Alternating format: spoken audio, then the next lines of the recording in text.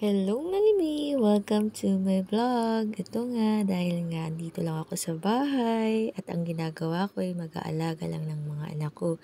At naisip ko ulit na mag-start mag-vlog. Dati nagva-vlog na talaga ako, masipag ako mag-vlog noon nung hindi pa ako busy.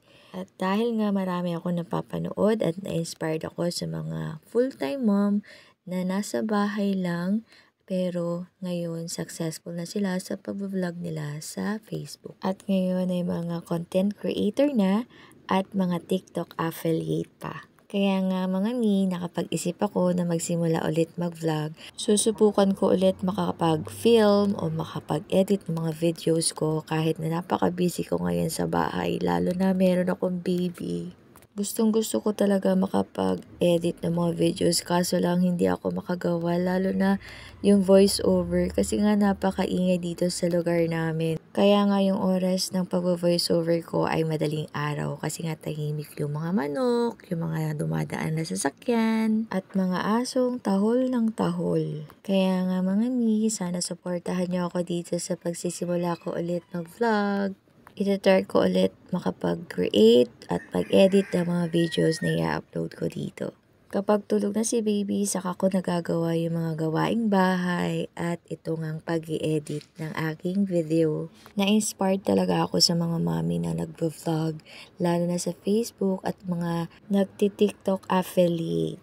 Kapag nasa bahay ka talaga, marami kang maiisip na gusto mong gawin, pero yung problema mo lang kung paano mo mamamanage yung time. Kahit full-time na ako dito sa bahay, nag-iisip din naman ako kung ano yung pwede kong mapagkakakitaan para makatulong din ako sa mga bayarin dito sa bahay. Hindi lagi na lang ako umaasa sa tulong ng iba. Nakakahiya din naman kung lagi na lang akong aasa, 'di ba? Nakapag-isip nga din ako ng mini business ko, pero sa ngayon hindi pa talaga makita ang kita. Parang nasa stage pa ako ng trial and error. Gusto ko rin namang ma-improve yung mga ginagawa ko para meron akong good quality na ma-i-offer sa mga magiging customer ko. At yun nga, dahil nga kulang ako sa management ng aking time, ito inaaral ko pa talaga kung paano ako magkakaroon ng sequence ko para tuloy-tuloy ang trabaho. Siya nga pala, balikan ko lang, noong January 3, iniwan na nga ako ni mama, hindi ko na siya ngayon kasama dito sa bahay. Nagkaroon siya ng sakit at yun nga hindi namin naagapan, kaya talagang namimiss ko siya dito sa bahay. Malaking kawalan sa akin na mawalan ako ng mama kasi napakalaking tulong niya sa akin. Lalo na nung nanganak ako hanggang sa habang lumalaki yung baby ko. Yun nga lang, dumarating talaga sa buhay natin na talagang maiiwan tayo ng taong mga mahal natin sa buhay. Nahihirapan man ako ngayon na tanggapin ang pagkawala niya, pero kailangan ko maging matatag para sa mga anak ko. At patuloy kong iisipin yung mga advice niya sa akin, ang mga pangaral niya sa akin para mai-apply ko rin sa pagpapalaki ng mga anak ko.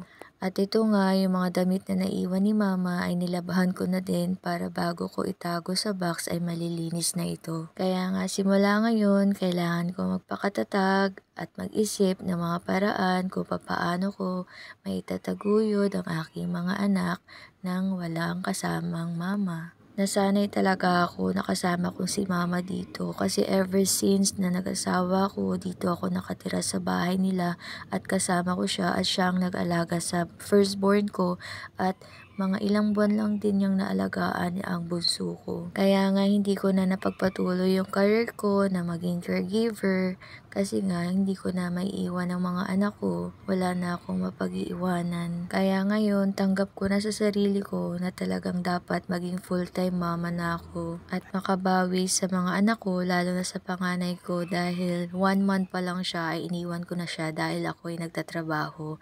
10 years nga ako sa naging trabaho ko dati, na napanood nyo rin siguro sa dati mga vlogs ko.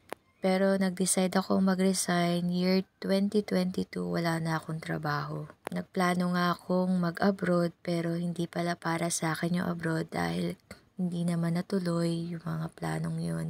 Dahil may ibang plano pala ang Diyos para sa akin. Lagi ko lang hinihiling sa Diyos Ama na sana'y bigyan niya ako ng lakas para magawa ko yung responsibilidad ko at mga obligasyon ko bilang isang ina.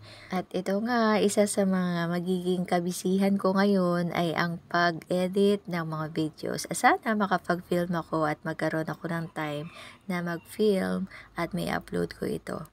Hinihiling ko lang guys na sana suportahan nyo yung mga i-upload kong videos at saka kung may mga suggestions kayo na gusto nyo maging content ko, i-comment nyo lang yung mga suggestion nyo dyan sa comment box. And I'll do my best to back-read all the comments you have. Samahan nyo ako guys sa magiging daily vlog ko. Sana maging consistent yung pag-upload ko at magkaroon ako ng mga ideas kung ano yung mga content na maganda para sa mga viewers na kagaya nyo. Hanggang sa susunod na video, salamat sa panonood.